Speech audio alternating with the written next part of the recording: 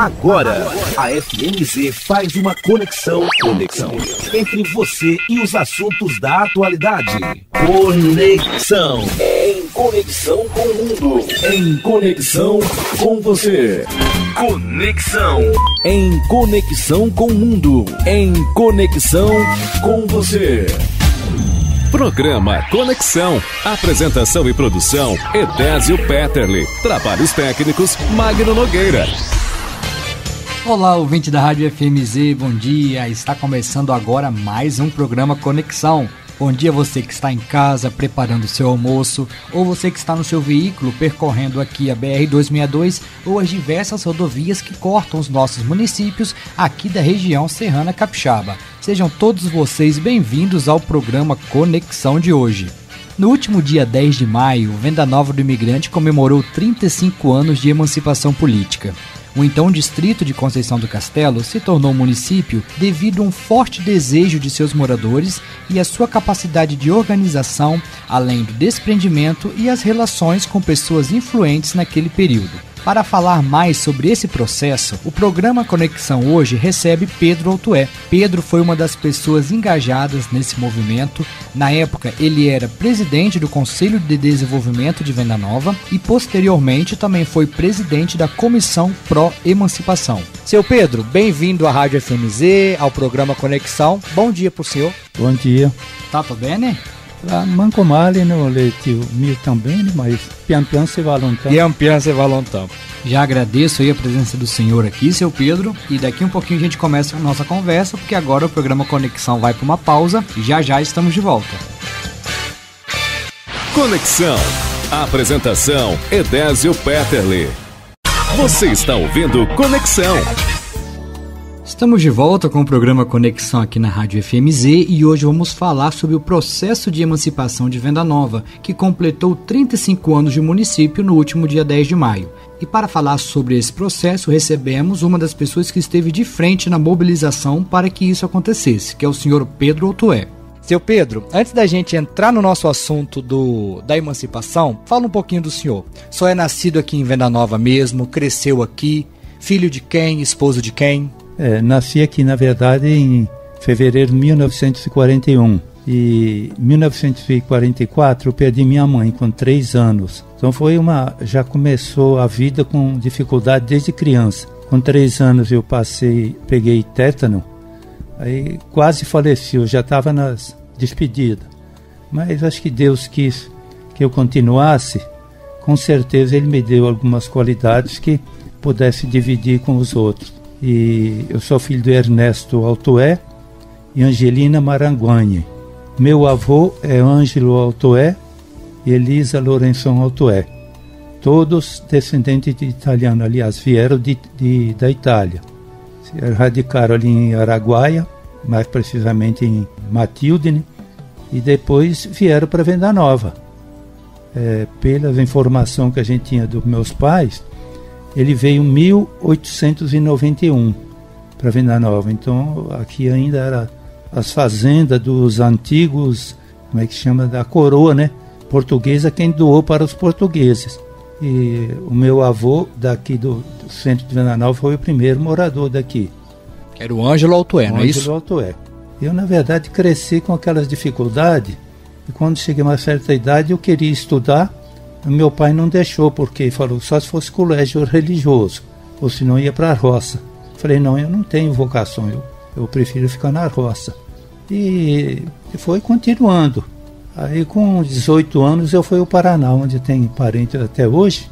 Aí eu conhecendo a cidade, Rio de Janeiro, São Paulo, eu achei assim, que a gente estava assim, bem num lugar deserto ainda, sem nenhum benefício, sem nenhum meio.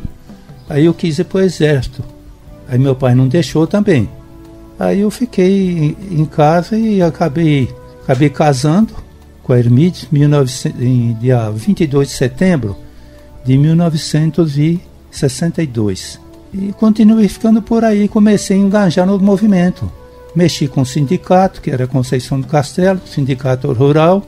E depois eu fui no movimento Cachoeiro Itapemirim, fiz o 35º concílio de cursilho de cristandade, e depois comecei a trabalhar na comunidade aqui, no movimento de igreja, e já na mesma época jogar futebol. Comecei novo, não tinha nem 16 anos ainda. Chico falou que o senhor era zagueiro do Rio Branco, não foi zagueiro. Isso? Eu joguei de quarto zagueiro uns 3 anos e meio, depois joguei 15 anos de zagueiro central. Era o capitão do time, era o cobrador de falta ainda do time. Era bem bruto, mas era seguro. Então eu passei a minha infância com futebol. E não podia parar, porque como era assim, não tinha tantos moradores aqui, era mais difícil alguém que se identificasse, né? Aí depois do futebol comecei a mexer com outras coisas, fui parando de jogar futebol, aí nós começamos a tirar orquídeas no mato. Tirava essa na mata nativa, tirava orquídeas. Sim. Até hoje a gente tem alguns pés ainda. E depois disso eu comecei a me envolver na comunidade, como eu já tinha visto cidades grandes que tinham outros meios, aí eu comecei a me dedicar a essas coisas. Em 1983 veio uma equipe do Banco Central do Brasil, de Brasília. Eles vieram aqui em Venda Nova e disseram que Venda Nova tinha sido sorteada para ser uma cidade que eles iam implantar o Fundec. O Fundec era um programa do Banco do Brasil, eles tinham um fundo que criava com parte do lucros. E eles investiam em pequenas comunidades para assim fazer o desenvolvimento. Aí criou-se, o Venda Nova foi sorteada, foi feita uma assembleia, onde a maioria achou que era interessante fazer aquilo.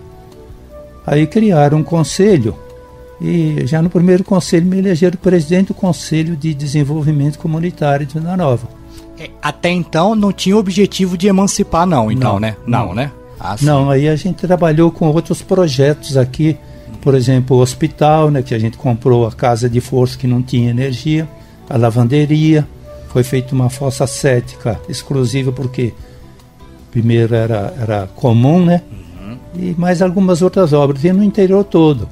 E a gente fez também nessa época, quem administrou os recursos foi tudo eu. O sistema de coleta e tratamento de esgoto de Venda Nova, completo. Olha só. É a primeira cidade do estado e a segunda do Brasil, que é a primeira Santa Catarina, que foi feito o sistema totalmente de esgoto. E a Cesan não pagou nada disso aí. Na verdade, as primeiras prestações debitaram na minha conta, no banco. E após isso aí, a gente correu atrás de telefone, por exemplo, eu corri atrás também para colher assinaturas, porque a gente foi na Telesc, que era do estado, né? E eles falaram que tinha que ter um número mínimo de interessado para poder instalar aqui um repetidor de telefone. Aí a gente colheu, eu fiquei responsável por isso, pegamos um papel, né, e fomos anotando, e quem tinha interesse comprava o Banesp, financiava a linha telefônica. Mas isso já foi lá em 76 e só foi instalado o telefone em 79. Quer dizer, o pessoal pagou a prestação. Esperou 3 anos. 3 anos. Então eu peguei essa lista, fui direto ao Gonzaga, que era o presidente da Teleste em Vitória, e ele achou assim, que já preenchia a necessidade. Aí começaram a trabalhar para instalar, mas antigamente não era um sistema como hoje, né? Hoje tem você sabe que o som é micro-ondas, né? Uhum. E a imagem é raio. Então antigamente passava de Vitória para Rio Novo do Sul, Cachoeiro, Guaçuí, aí eu repetia aqui o telefone. Então o primeiro telefone, vamos falar que chegou em Venda Nova em 79. 79. Telefone ainda de linha. Uhum. E antes disso a gente trabalhou também com a Gazeta. Não tinha televisão aqui. Aí contratamos um técnico veio de Guaçuí. Ele veio aqui, olhou, falou que teria condições de repetir um sinal ruim da Globo que vinha de Guaçuí e a Tupi que vinha de Manhuaçu. Aí reunimos uns 4, 5 aqui, e a prefeitura de Conceição do Castelo, que a gente ainda era distrito, pagou um aparelho para esse homem. Ele era assim, vamos dizer assim, nem tanto profissional, nem tanto artesanal, né? compraram o aparelho deles e nós em 3, eu, um irmão meu e outro amigo, compramos um aparelho nosso para a comunidade, para repetir. Então ficou com telefone, com televisão e logo depois veio a questão do Fundec, né, que deu um desenvolvimento. Com o passar do tempo, a gente percebeu que Venda Nova já tinha uma infraestrutura que poderia se tornar um município. Aí uma primeira comissão que formaram não conseguiu preencher o requisito. Aí passado um tempo, em 1986, tem algum escrito por aí que vai ser uma data maior, mas começamos em 86.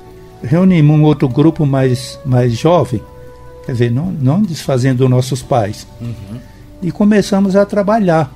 Aí fomos buscar informação, eu conversava muito com o Gerson Camata, que sempre foi meu amigo, e ele mandou para mim toda a documentação necessária para você criar um município, anexar área, desmembrar. Aí nós começamos a trabalhar em cima daquilo, um grupo menor, e achando que tinha condição de fazer, mas tinha vários trâmites para seguir, né? Ótimo, seu Pedro. A gente vai dar uma pausa agora na nossa conversa, nós vamos para o intervalo, mas daqui a pouquinho o programa Conexão está de volta. Conexão. Conexão. Apresentação: Edésio Petterle. Voltamos com o programa Conexão aqui na Rádio FMZ e hoje estamos conversando com Pedro Altué sobre o processo de emancipação de Venda Nova do imigrante. Seu Pedro, após essa comissão para a emancipação formada, quais foram os passos seguintes? Criou-se uma comissão de 20 pessoas, na lista que consta 21, que colocaram o prefeito, que é de Venda Nova, em Conceição do Castelo, mas é o Nicolau Falqueto. Ele me pediu pessoalmente para deixar ele de fora, porque ele sofria muita pressão do município de Conceição do Castelo com a emancipação de Venda Nova. Então ele faz parte da lista, mas não fez parte do trabalho. Aí começamos a procurar, saber os meios através desse documento. Aí você tinha que ter população, você tinha que ter receita, e a mesma condição tinha que ficar a Conceição do Castelo para não se tornar inviável. Aí começamos a trabalhar, sabe? Aí deu muito trabalho para a gente conseguir isso aí. E quando já estava bem encaminhado, aí a gente foi na Assembleia, a Assembleia aprovou, vamos dizer, um requisito, né? Um requerimento da comunidade para emancipar a Venda Nova. Aí criaram uma outra comissão. Aí essa comissão me elegeram presidente também da comissão. Também. Porque eu já era presidente do Conselho de Desenvolvimento. Sim. Que ele já tinha personalidade jurídica, né? E não tinha outra entidade que pudesse fazer esse papel. Aí a gente foi na Assembleia, conversou lá, porque a gente tinha uma pessoa muito amigo lá, ele chamava José Maria Pimenta. Na verdade, ele chamava de Pimentinha. Ele era o secretário da Assembleia Legislativa. Então ele era o nosso porta-voz lá dentro.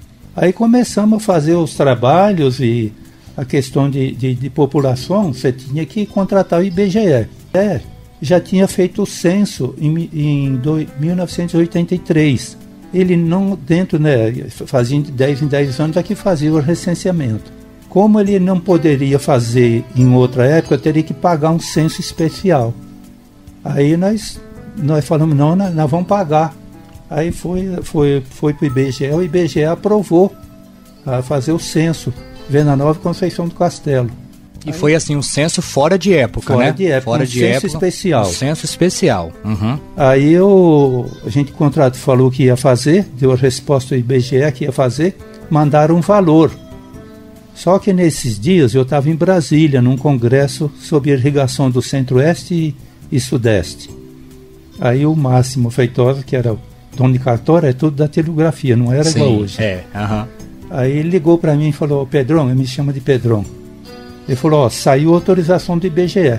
Falei, vamos fazer o censo. Ele falou, quem que vai pagar? Falei, nós pagamos. Ele falou, vamos pagar como? Eu falei, tem alguém que empresta dinheiro? Ele falou, tem. Então põe. Ele falou, quem que vai assinar isso? Eu assino. Quando eu chegar aí, eu assino a promissória do dinheiro. E panhamos o dinheiro emprestado, depositamos no IBGE, no IBGE. Para o censo. Para o censo. Aí ficou uma semana, não vinha ninguém, eu liguei pro IBGE.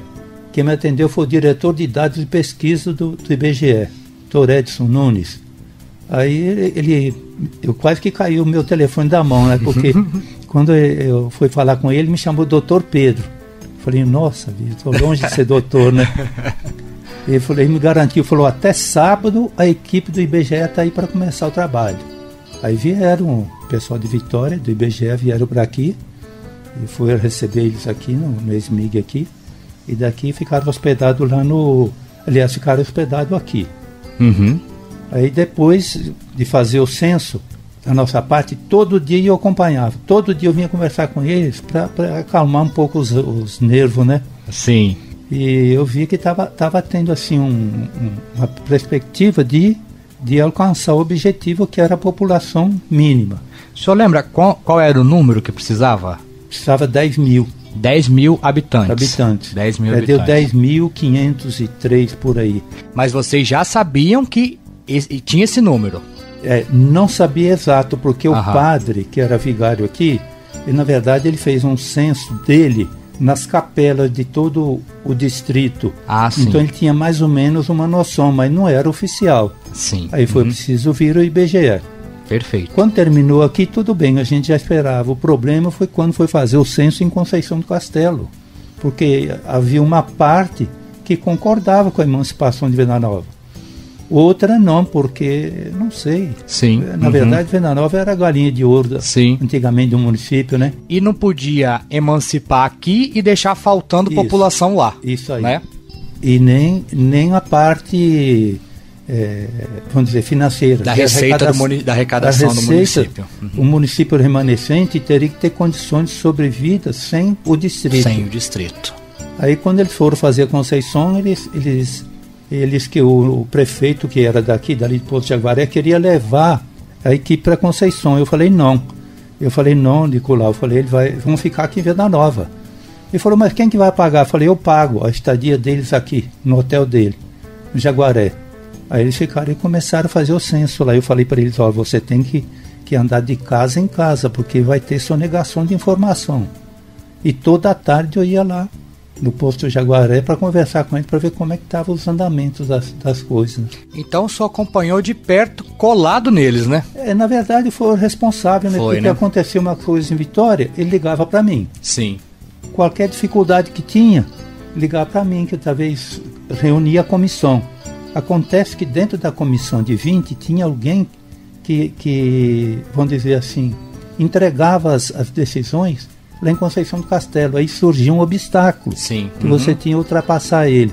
Então nós concentramos assim menos pessoas, umas 4, 5 pessoas, e a gente decidia as coisas, buscava informação. Quando tinha decidido, você levava para a Assembleia para aprovar ou não, para evitar essa dificuldade.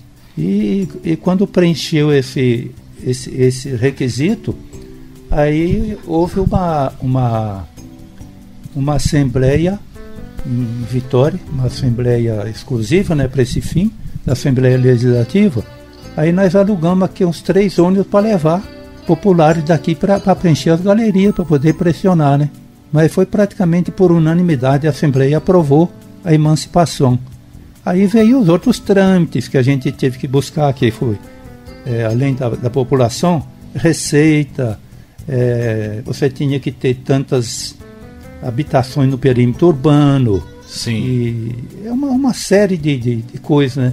Aí nós assim, conseguimos buscar informação em todas as fronteiras do estado para buscar a fonte de comprovante de arrecadação, né? Porque muita gente saía daqui com produto, tirava notas fiscais lá na divisa, ou com a Bahia, ou com o estado do Rio, Minas Gerais.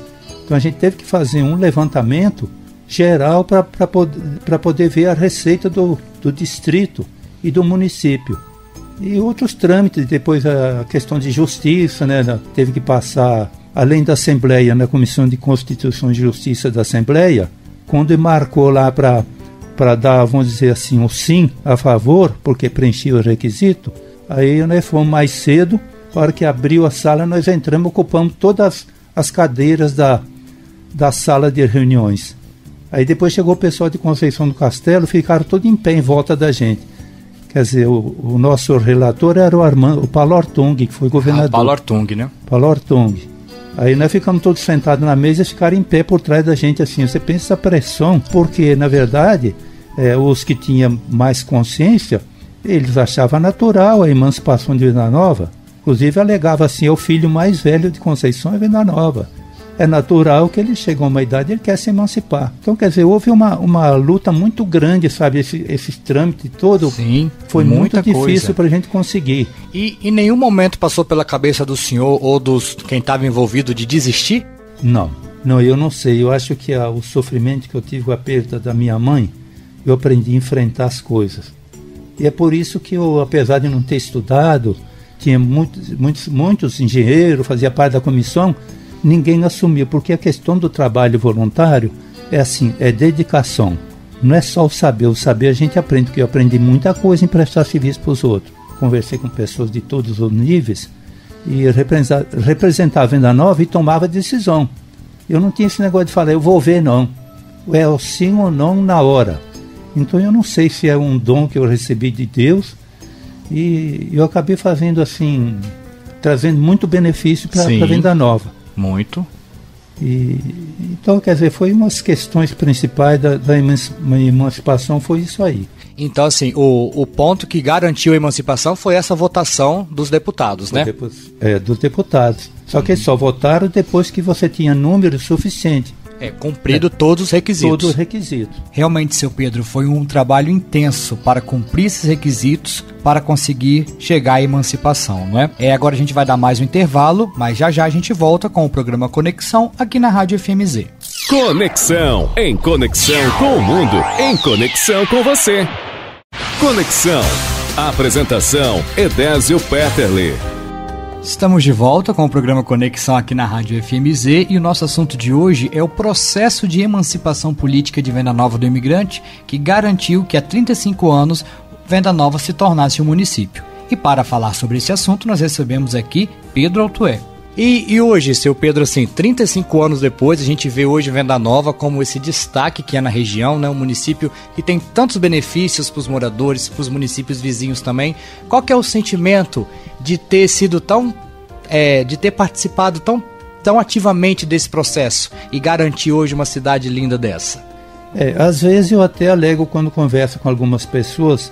Eu falei assim, olha, eu acho que esse serviço prestado foi um serviço voluntário pensando no futuro de Venda Nova, dos filhos, de outras pessoas, como hoje vem muitas pessoas de fora, residem aqui e, quer dizer, tem a sua própria atividade, em várias áreas aqui, pessoas que vieram de fora, porque foi criada uma estrutura aqui dentro de uma pequena cidade no interior, que você atende quase que unânime, né, a necessidade das pessoas. Exatamente. Então, em algum momento a gente fica assim meio revoltado por causa dessa atitude que tem na administração hoje. Mas com certeza você vê que eu guardo para mim. E vê que não foi nada simples. Não. Existiu muito trabalho, muita dedicação, né? Muito trabalho, muita dedicação e desprendimento. Porque eu sacrifiquei a minha família, meu trabalho, para poder se dedicar pensando que um dia teria benefício para muito mais pessoas do que a minha. E eu nunca tive orgulho de dizer que eu fui o maior responsável, mas foi. O falecido Braz, que era prefeito, nas campanhas ele falava que eu já fui igual um prefeito aqui, porque as decisões eram minhas, por causa do conselho, que ele tinha personalidade jurídica e a maioria das entidades não tinha, né? Então, perante a lei, você respondia por várias entidades, todos os distritos, as comunidades, e eu aprendi muito com isso, sabe? Foi um desgaste físico, financeiro e mental, foi muito grande o desgaste para chegar a esse ponto, mas eu acho que alguém pode ter benefício, não minha família, porque às vezes eu alego até hoje em algum lugar. Todos eles, começando por ela, todos eles na época fizeram faculdade, que eu não pude estudar, que meu pai não tinha condição. Quer dizer, hoje você tem que fazer mestrado, doutorado e tal, né? Mas na época foi sair daqui do interior e você dar uma formação para um filho, era um papel muito importante. Só que eu vi isso trabalhando nesse trabalho voluntário, com, vamos dizer assim, várias autoridades, segmento das autoridades, das leis, e vi que você não sobrevive da agricultura. Agricultura é questão de subsistência, não tem futuro, não. Apesar de ser essencial na vida, né? E aí eu trabalhei, o meu último trabalho de comunidade foi em emancipação. Ah, mas fechou com chave de ouro, né, seu Pedro? Eu acho que sim, né? Mas eu fui muito assim, diz que é valente ou arrogante, mas não foi não, porque como a responsabilidade ficou toda no meu nome, quando terminou, e o pessoal logo pensou em fazer festa para emancipação. Aí eu falei, não vai ter festa enquanto não pagar as despesas. Porque todos os papéis assinados por mim foi em nome da comunidade, não foi eu assumindo a responsabilidade. E agora eu vou ficar com a dívida toda que tem? Aí foi feita uma reunião até lá no clube, com a comissão, e houve assim, tipo um livro de ouro, né? Sim. Quem dava dinheiro, quem dava um boi, alguma coisa, e arrecadamos dinheiro, pagou toda a dívida, e ainda houve a festa do chopp ainda. Que maravilha, hein? E contamos com a presença do relator, que é o Paulo Arthur. Então ele veio para comemorar também. Veio o Dilton Lírio, que era o presidente da Assembleia Legislativa do Estado. Nossa, então foi um trabalho que chamou a atenção até... Para você ver, começamos em 86 a movimentar. E só foi, na verdade, em 88 que foi assim promulgado. Porque, na verdade, era para ser o dia 9, o dia do município. Mas dia 9 é Conceição do Castelo. Quer dizer, ia coincidir os dois municípios aqui na mesma data. Então, quer dizer, passou para o dia 10. Sim. E no dia 9 foi essa votação lá na Assembleia? O dia 9 foi quando o governador Max Mauro assinou, né? Como é que chama lá? Ele promulgou, né? A lei emancipando. A lei emancipando. A Zana trouxe aqui, né? Sim. Acho que tá até a foto ali que a gente estava lá no Palácio Anchieta. Nossa, que legal. Onde que ele assinou. Posso fazer uma pergunta para você? Pode. Aqui, acompanhando o seu Pedro, nós temos a filha dele, Rosana, não é? Rosana. A filha Rosana acompanhando o seu Pedro. Rosana, como é que foi você, há 35 anos, você acompanhando essa movimentação do seu pai? Você via assim com preocupação ou não? Incentivava também? Como que foi observar toda essa movimentação dele? Olha, na época eu era bem jovem, né? E o que eu me lembro é que ele tinha tantas reuniões, ele se envolvia em tantas entidades, que tinha dia que ele praticamente não ficava em casa à noite. E ele mesmo falava que muitas vezes ele faltava algumas reuniões, porque coincidia até, né? No mesmo dia da semana, ter mais de uma reunião em horários que coincidiam. A gente sempre observou esse exemplo, né, da dedicação, do trabalho voluntário. Então é com admiração, né, que eu via isso. E eu acho que, inclusive, isso vamos falar assim, é bem comum, né, na cidade a gente vê a importância que tem o trabalho voluntário. Né, quando você se dedica, né, e tem um compromisso sem esperar, vamos dizer, um pagamento, nada em troca, né? Vantagens e benefícios. Trabalhar pelo bem comum. Isso. Maravilha. Seu Pedro, mais alguma informação que o senhor acha que ficou faltando falar? Não, eu acho que a questão de emancipação é muita coisa, sabe? Então, eu teria que ficar um tempo fazendo um resumo, porque foi assim, muito trabalho, muitos problemas. Sim. Eu recebi telefonema 2 horas da manhã, por causa de problema que surgia lá, por exemplo, em Vitória. Aí o Pimentinha ligar para mim de madrugada. Sim. Aí eu tinha propriedade em Muniz Freire, tinha lá os parceiros e tal. E não tinha como comunicar para eles, que não tinha telefone lá em cima. Aí me avisava e no outro dia só avisava a mulher em casa, falou, tô indo para Vitória. Pegava meu carro, nunca pedi gasolina a ninguém, nem carro, nem diária, a despesa que eu pagava, e quem ia comigo eu pagava a despesa também no restaurante, ia lá para poder solucionar os problemas. E, quer dizer, durante o Conselho de Desenvolvimento eu fazia isso, trabalho também de reivindicar ou subvenções ou algum crédito, né, para algumas microempresas. E eu não sei, é muita coisa, sabe? Então eu teria que fazer um resumo um tempo todo, e é difícil agora, sim, com claro. o tempo passado, a gente relembrar de tudo que passou. Foi, na verdade, igual um capítulo de novela. Sim, na verdade foi uma novela inteira, foi, né? Uma novela inteira. Uma novela inteira. Mas então, seu Pedro, se eu tivesse que, depois de tudo que o senhor vivenciou, essa liderança no movimento comunitário que trouxe tantos benefícios, além da emancipação, que eu subi hoje, rede de esgoto, telefone, televisão, qual é a palavra assim do senhor hoje de conselho de orientação para a nova geração que está começando aí a trabalhar na sociedade ou para quem está na liderança de movimentos? Qual é o seu testemunho, o seu conselho para essas pessoas? Eu acho que não pode deixar acabar. O serviço de voluntário, ele com certeza é um serviço gratificante para a pessoa e para quem recebe o benefício. Não é o dinheiro que faz a pessoa desenvolver. O que faz desenvolver é você compartilhar com os outros e formar assim uma mentalidade de que sozinho você não vai chegar em lugar nenhum. E quando você faz parte de uma comunidade integrada, você busca tudo o que for necessário, não só para si, como também para as comunidades. Então, eu acho que os jovens devem de abraçar essa causa, mesmo que seja um desgaste, que não tem retorno, mas eu acho que assim uma recompensa para eles, para o futuro, de ter contribuído para melhorar mais. Se já existe hoje o que foi feito no passado, certamente você tem que continuar desenvolvendo e procurar outros caminhos que tragam mais benefício, porque você só vai ajudar as próximas gerações com condições e benefícios que você traz para a cidade, né? Conexão. E assim chegamos ao final do programa Conexão de hoje. Seu Pedro, quero agradecer muito a presença do senhor aqui. Realmente foi uma aula para mim conduzir essa entrevista aqui, tá? E tenho certeza que para os nossos ouvintes também foi uma aula aí de história, de celebrar os 35 anos do município, mas saber que para chegar aqui foi suor de muita gente, né? Então, obrigado por ter topado vir conversar conosco aqui e pela sua participação aqui no programa. Eu que agradeço a oportunidade. E eu sei que muita coisa ainda para se declarar sobre isso e outros casos, né?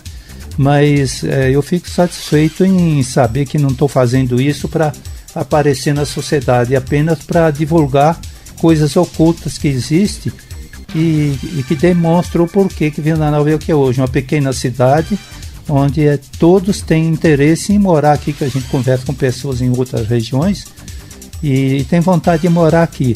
Aí eu falo, lá é um lugar ainda